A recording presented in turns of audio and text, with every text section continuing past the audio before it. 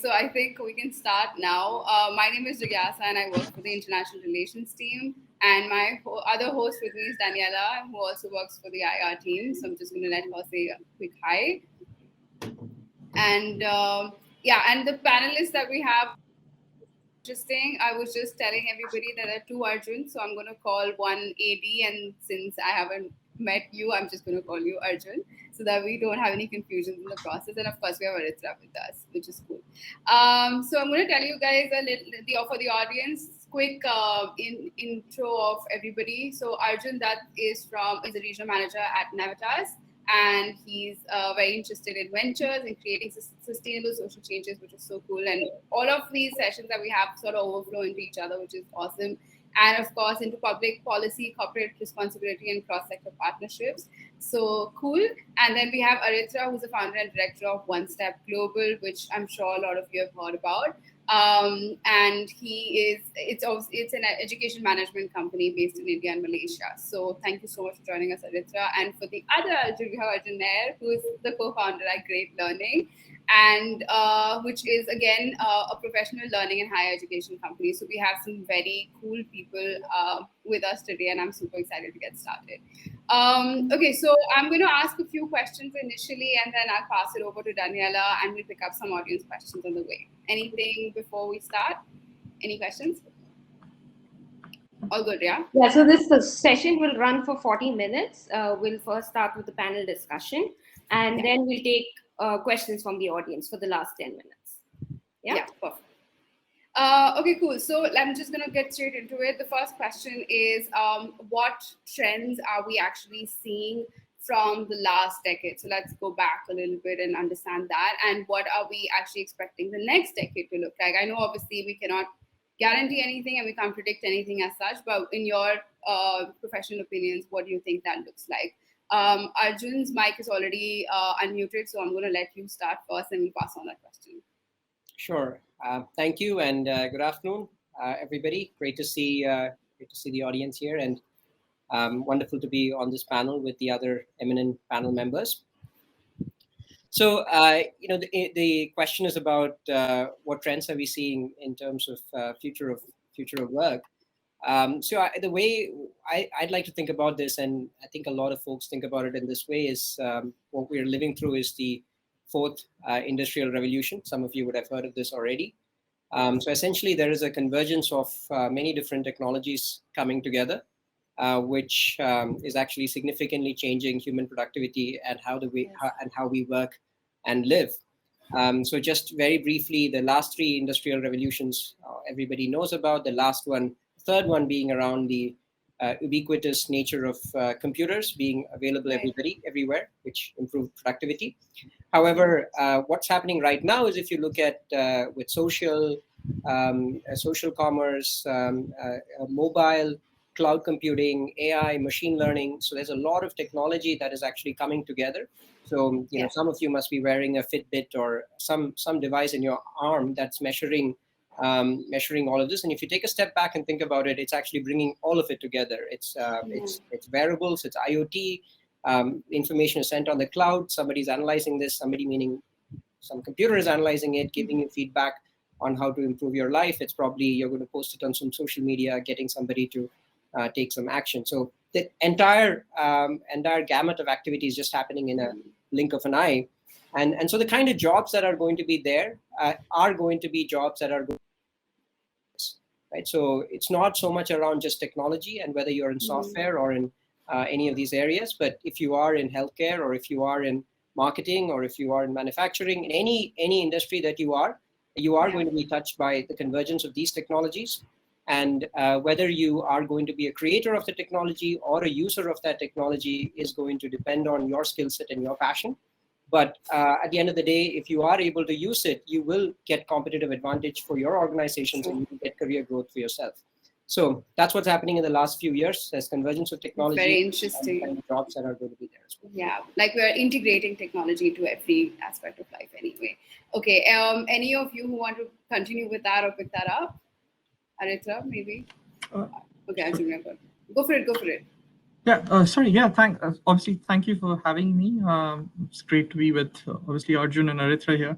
And just picking up where Arjun sort of left off the thread, so essentially the four IR conversation, uh, I would just take that a step further and say that the thing that we are really noticing is sort of the modularization of our roles, particularly in the context of future work.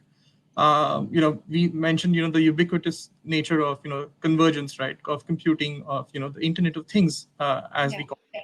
you know um, so what we actually are seeing over multiple industries and services is increasingly this modularization aspect, where people are breaking away, the skills and the abilities, and reconfiguring their work conversation around deploying those skills and abilities in specific tasks, right? So I think that's an overarching trend which sort of builds on this conversation that Arjun sort of referred to.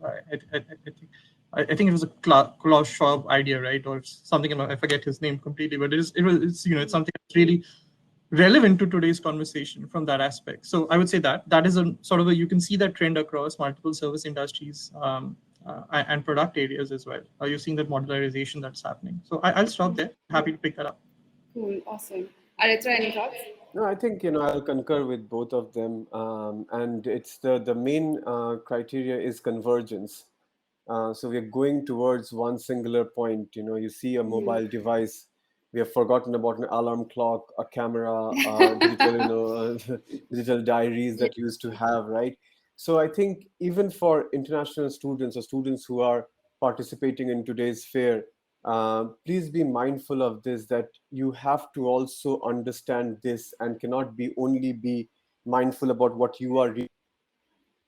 You have to be a little bit more 360-degree revolving about and picking up skills, so that you are vital in your organization. Look at this particular session. We are sitting all across this country or wherever we are, Yeah. and we're talking about future of trends and work. So I think for all the listeners today, this is high time that we pick up this convergence idea and try to be a little bit more. I think it's a time of jack of all trades. Yeah. That day of master of one. I think it's slowly but It's getting, surely yeah. reducing. Yeah. So that's my 2 cents about it. Yeah. Awesome. That's brilliant. Daniela, go on. Yeah, the mobile phones have been replacing all our daily items, we hardly need to use any of those. And slowly that may change also. Who knows? The I'm way sure, things I'm are sure. changing. Yeah. That's why we So can't really tell what the next 10 years look yeah. like. But yeah, But amazing. on that point, just to pick up where Aritra left, I think this is rather interesting. You see something, just on the example of a mobile phone. If you take the example of our alarm clocks, right? Uh, it went from a physical device to not having a physical device anymore, and our phone is Mm. alarm.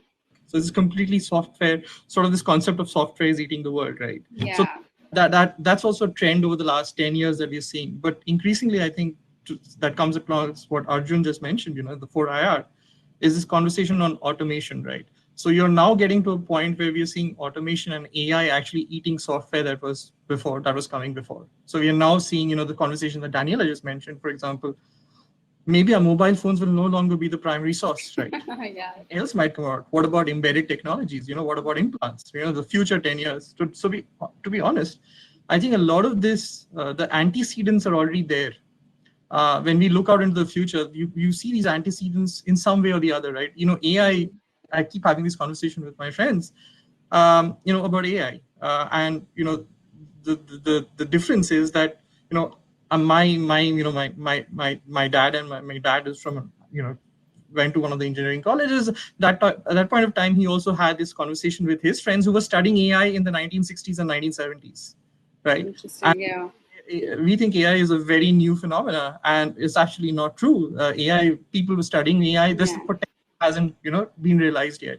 So this idea of convergences across timelines is really interesting. I'm going to stop there, but it just I couldn't No, no, that's super restrain myself from the interesting. conversation. No, But go no, ahead. please. I think conversation should flow, and this is beautiful. So, actually, the next question is not very different. It is something which is what are the innovative future trends that we're currently seeing. So, what do you think is already, I know we talked about like this event. It's a replica, and it's a virtual version of something that we used to do in five-star hotels, and we would have these fairs, and it's exactly the same thing, but now virtually. So, speaking of that, what do you actually think the new innovative future trends will be, or what are we actually already running towards? Any of you want to pick that up? I'll give it to you. Yeah, I think I'll just pick it up here. Yeah, this is a problem that I'm facing right now, right? I mean, we've seen we used to have these field sales team, and we used to have these vertical sales team, right? Yeah. The guys who did online digital stuff, right? Pandemic has been a perfect place where everything has been thrown right out the window, and we find these field sales team are actually becoming digital, right? They need to be Yeah. digital. They So need to be, yes. these conferences that you're having online, for example, to get people interested, sort of engaging audiences. This is a question of that. So what are the platforms that enable that, right? So this is one of those ideas that you could take forward. So a lot of our sales teams right now are completely digital. What are the enablement platforms that we want for that? These are questions that sort of occur to my mind. For example, I don't have the answer, to be honest. If you ask me what's the future of work, I don't have an answer. The question is, these are interesting trend lines. What's going to happen, Which might be carried forward.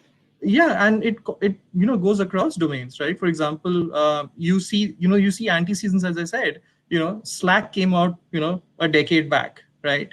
But something interesting in Slack was collaboration, right? Mm-hmm. Didn't strike us then what was collaboration about, but you know, behold, 10 years hence, collaboration is the center point of everything that we do.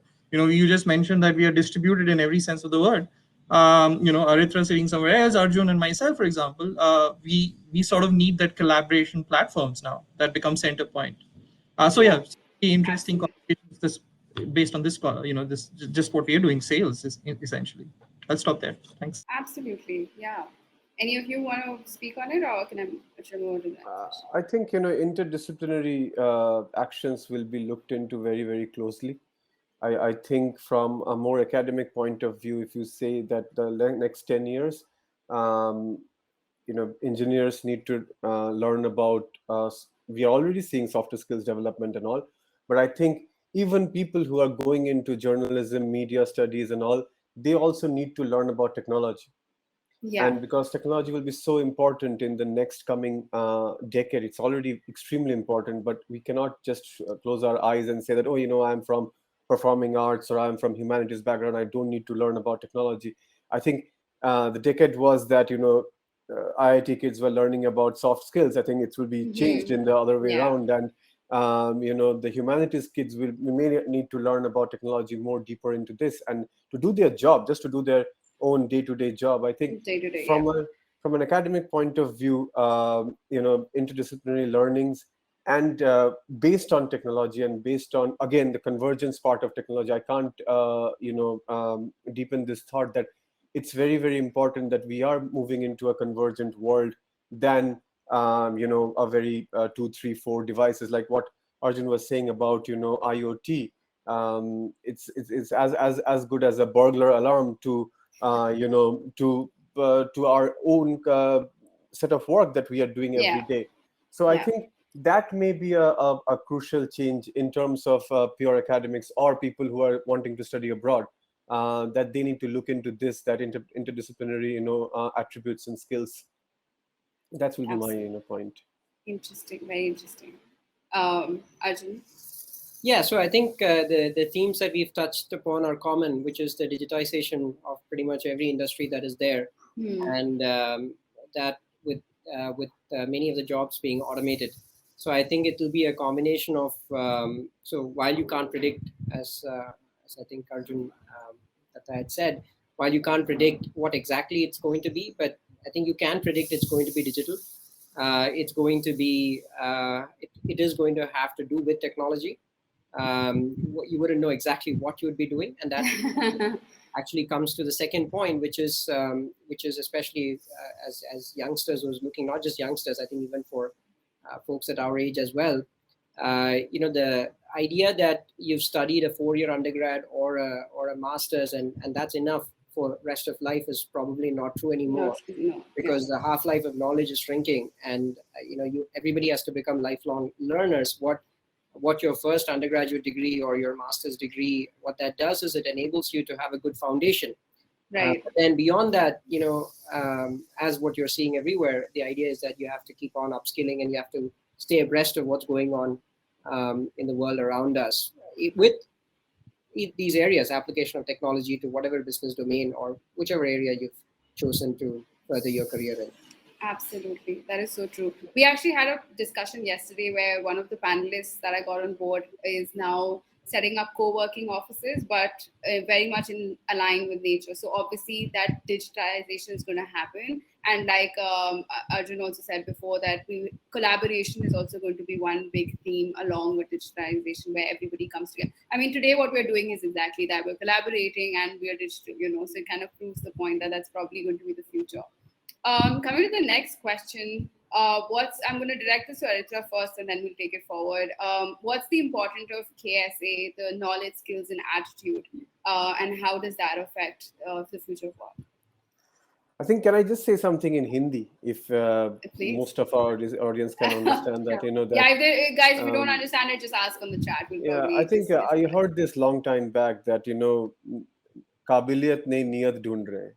It's as simple as that, knowledge, skills, and attitude. I think for folks who who want to go and study abroad and who are looking to study, you will pick up knowledge if you go into the classroom. If you look, and I'll just concur with what Arjun said, that it's a lifelong learning. But what it can't be changed is the attitude.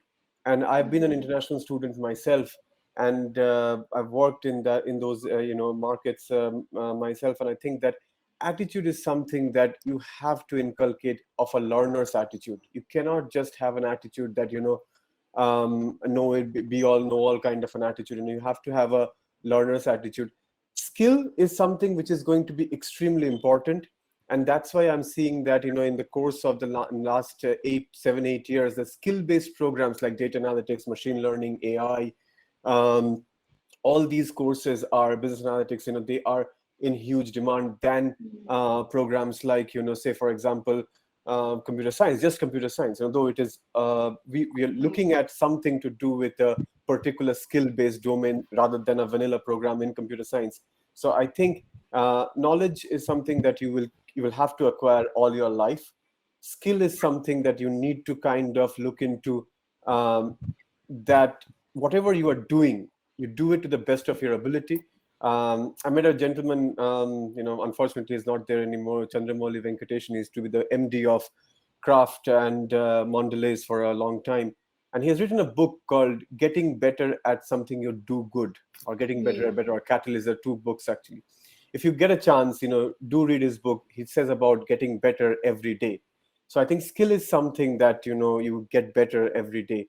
And the last part is perfect. Yeah, means you have to like say for example, webinar speaking. We have done so many webinars now that we are getting better at speaking. The first webinar I was doing, I was thinking, oh my god, I'm going to do a very, very bad job. But I think the last bit is the most important bit about attitude. That is something that cannot be changed if you don't understand where you're going and what you're doing. So have a positive bent of attitude and a learner's attitude. I think that's where I would, inculcate my thoughts.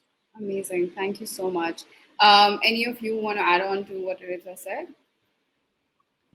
Yeah, I think, knowledge, skills, and attitude. I think I might not be contrarian in this, but this is a sort of an interesting thought here. Earlier, for the last decade or more, I've been hearing this conversation that we need knowledge workers, right? We need knowledge workers.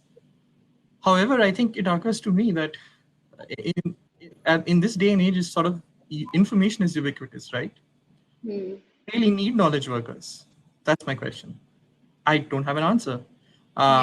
Maybe the shift has already happened. Do we need knowledge workers anymore? Maybe India, as this a billion plus strong population, do we actually need to be generating the next billion knowledge workers from this part of the continent? So I'm not too sure. So what does that mean? Something that goes to Aritra, what he mentioned, this idea of skills and attitude, for example. I would sort of further modularize that and say that, okay, you actually need, we're actually talking about a tool set here, right? Tool set is what, I think I was looking at the chat, and some of the people here said, what do I need to do in AI after civil engineering, right? My answer is you need to do AI in civil engineering. Yeah. Right. It's not a different conversation. So the point being that you need to start thinking about what tool sets that you need for day-to-day processes, and that keeps changing. Your tool sets keeps changing. Your skills over time, as Aritra mentioned, I too will recommend that book. Actually, it's a damn good book. I mean, brings into focus a lot of things, but you sort of build on that tool set through skill sets over time. But something that I have a problem when we hire for people, right, is mindset. Yeah. That is what I'm hiring for. We need the mindset aspect. The tool set and the skill sets. Yeah, we'll get enough people around. We can get people build in capability, but the mindset is something really different. You need people who understand curiosity, who understand what motivates them from day to day, right? Those are the sort of the hidden aspects of it, and that sort of also cuts across a lot of the disciplines, right? It's not just I read that do you have to be tech literate?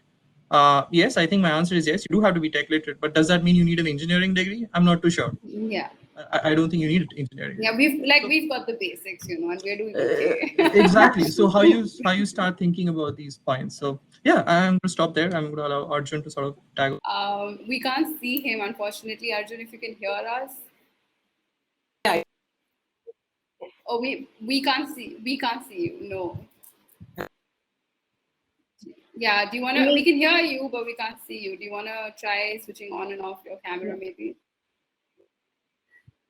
Yeah, just to add on, I think Amazing. in today's day also, having a very curious and having that growth mindset is so important. I think all universities look for that in their students, all companies look for that in their employees while recruiting them. So yeah, that's something that is looked at right now.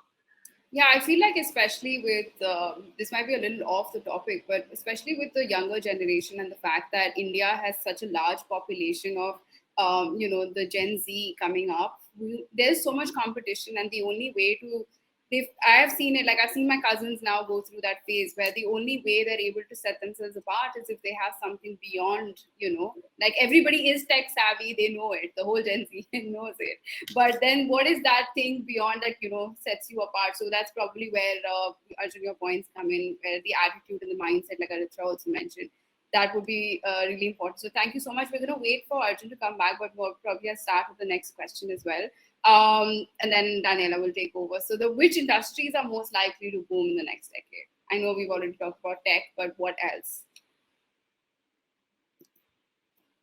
Yeah, if I may, yeah, I think we sort of touched upon this. So I think every single industry, to be honest, will boom, right?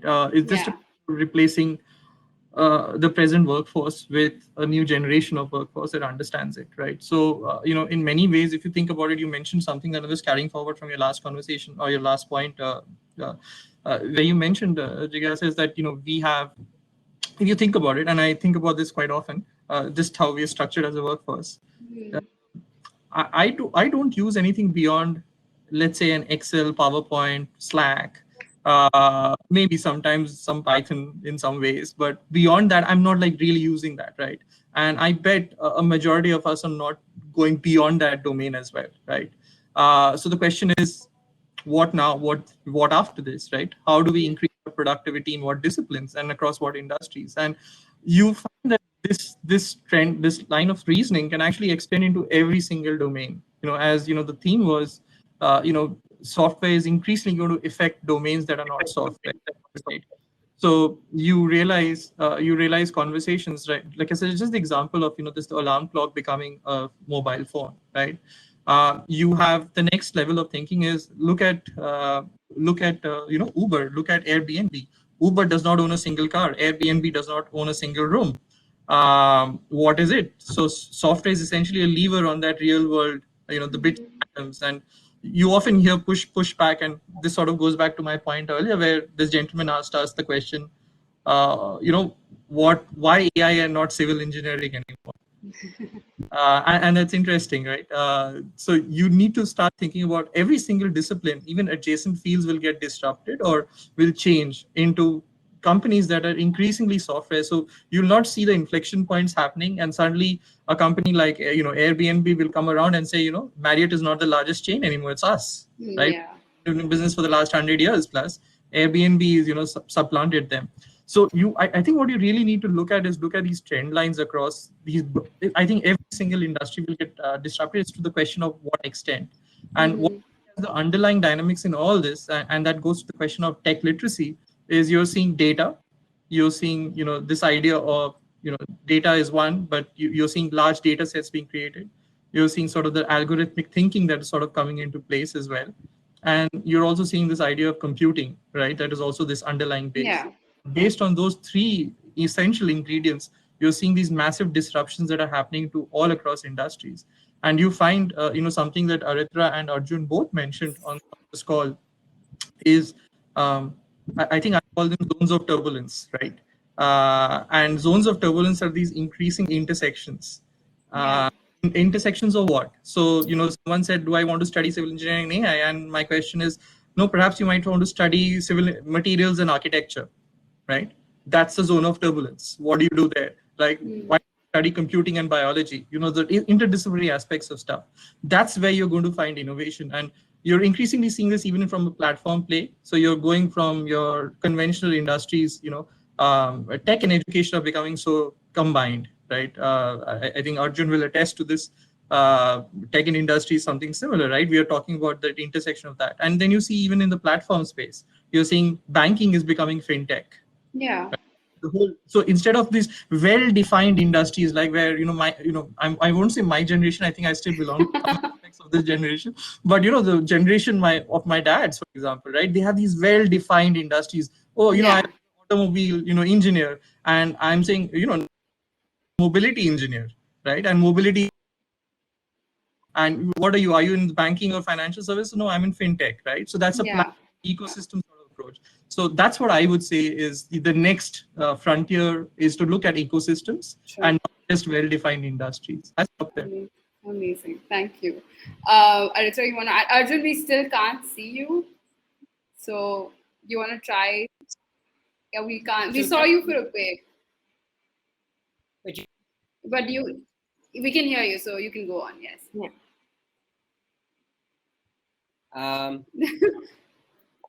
Yeah, so I don't know what's happening there, but I'll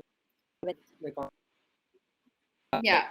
kind of leading into what is the idea about plan.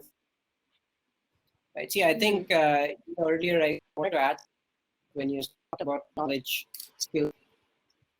I think the access to knowledge in today's world, the way I think of it is everybody has access to all the knowledge that they need, right? So you can find things on Google, you can find things on YouTube, courses that you can take online. Knowledge as something that is actually pretty accurate. Yeah. Changes is now whether you're going to apply that to solve business problems or some other problems or which define. This idea of doing more around internships, apprenticeships, because whichever industry, many folk are an academic understanding of things, but not really enough, enough actual experience working on things. And when many companies that they're not able to find, they're actually talking about this. They're not able to find folks who actually can solve problems. So again, folks are fairly early in their career. I would just end. Even if you're not going to get paid a whole lot of money, try to get really deep into being able to implement things, apply things, and that kind of pays forward. So just the idea of project work and intern apprenticeships, even if they're not that you're interested in, I think this concept is develop. Sure. So that's again, as far as attitude is concerned, we've talked a lot about it. You need to be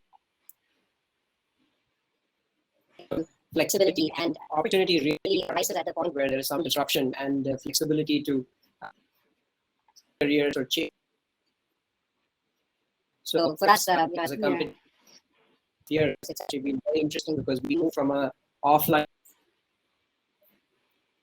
business model. So and that is that flexibility that actually helps a lot. We look at career opportunities. Absolutely, yeah.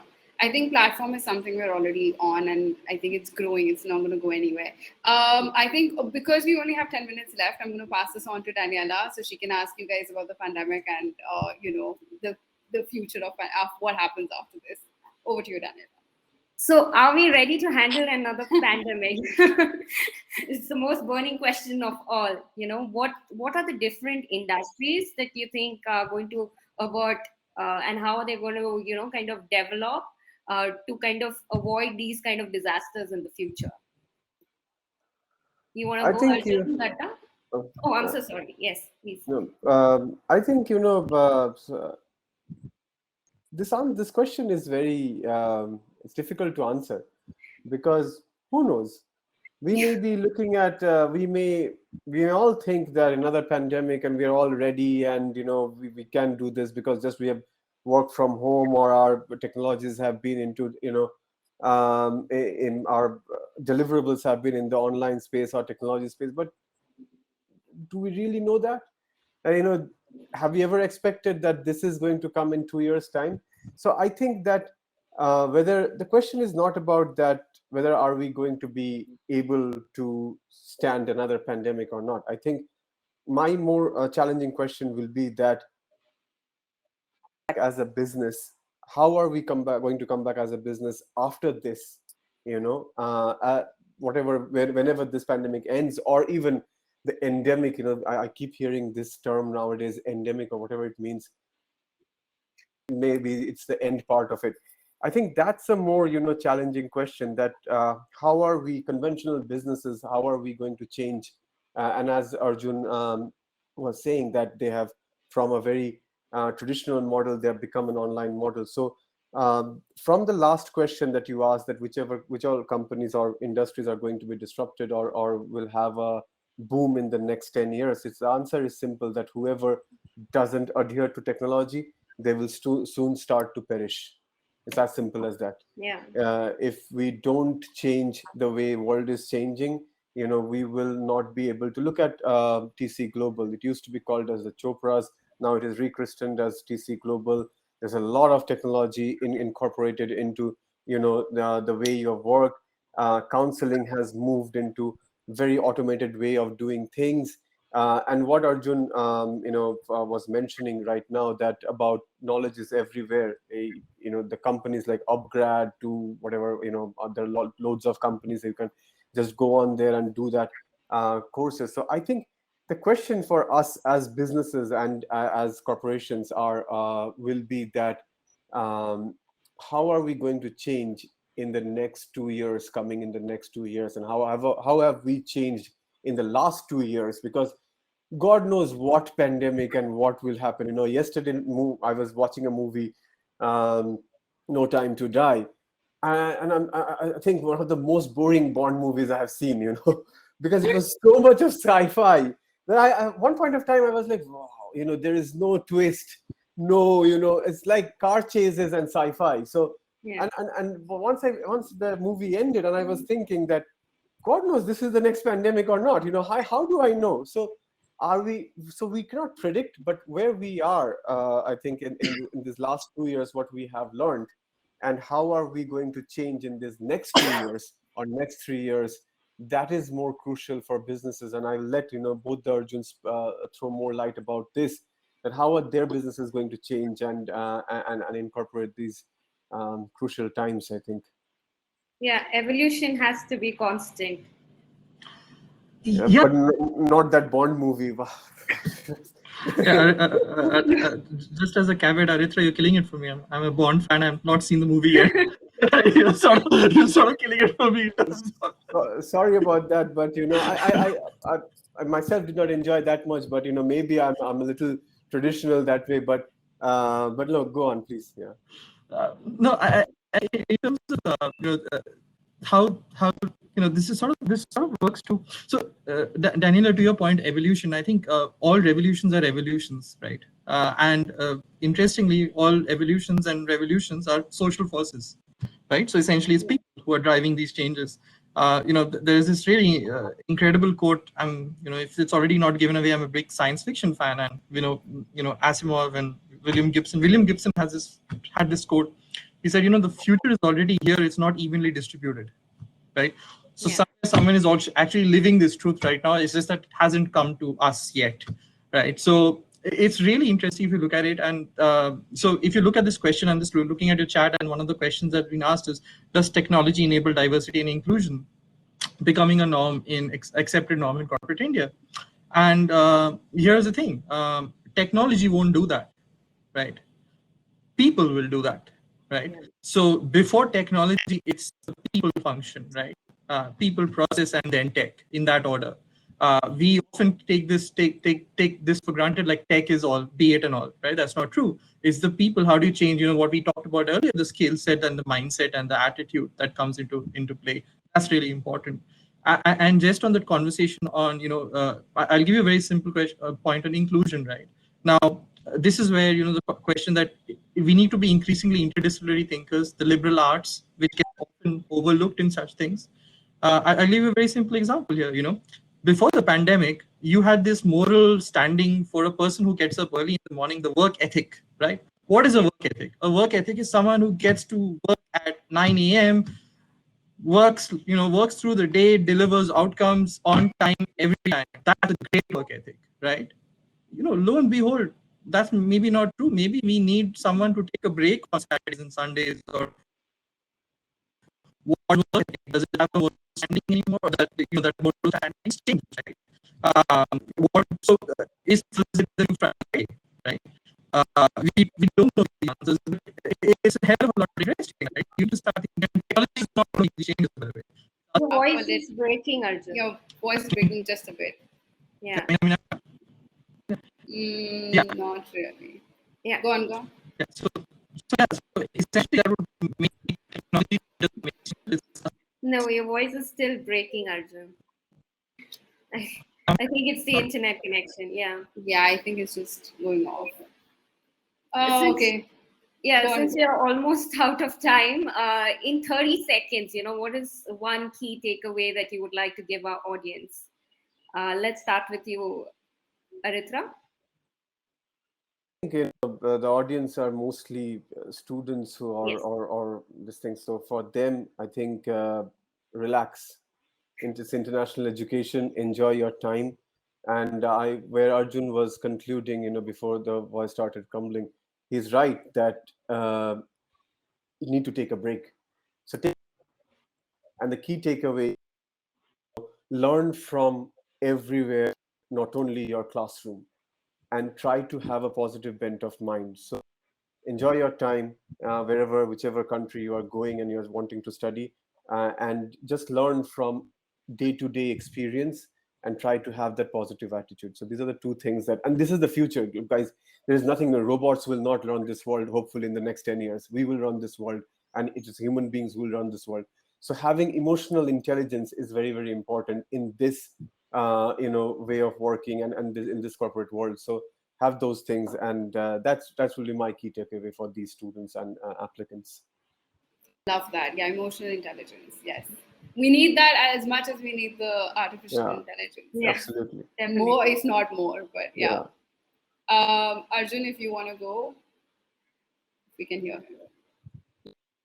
Can you hear? Yes.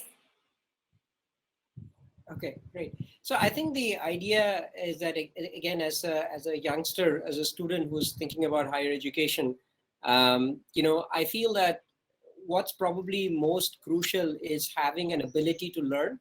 So at least for me, when I did my master's and my MBA, a lot of what I took away 10, 15 no longer applicable today. So I think the idea is that, going through rigor is important.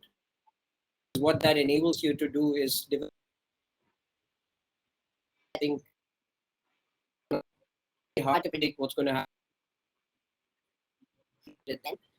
Being open to learn, a lot of what you've learned so far, you get aside and then start again from the beginning. That mind and that capability, I think that's probably what is going to be very helpful. Of course, go deep into a certain area, but also don't get so tied to that if there is disruption, because be at the edge of and also, are going to be automated in the future. So some of the that will not, those which are going to deal with creativity, innovation, communication, wherever the human angle is. So, those are the folks here who are getting worried about what machine automation. I think, I think with just human creativity. So I wouldn't really about this utopian world a few years down the line. I think we're very, very far from it. And so long as you're intellectually curious and flexible, there's not a whole lot. Yeah. Thank you so much, Arjun. AD, you want to go? Yeah, is my voice clear? Yes. Awesome. I think I'll just leave everyone on the call with a couple of, I think, my favorite quotes. My favorite quote is, "Don't let your schooling interfere with your education." I forget who said that. So that take that to heart. And the second thing, what Arjun sort of referred to, outside of the 4 hours that we're used to, reading, writing, arithmetic, and computers, I think the most important skill sets for the next 10, 20, 30 years would be the ability to learn, unlearn, and relearn. There's those 3. I'll stop there. Thank you.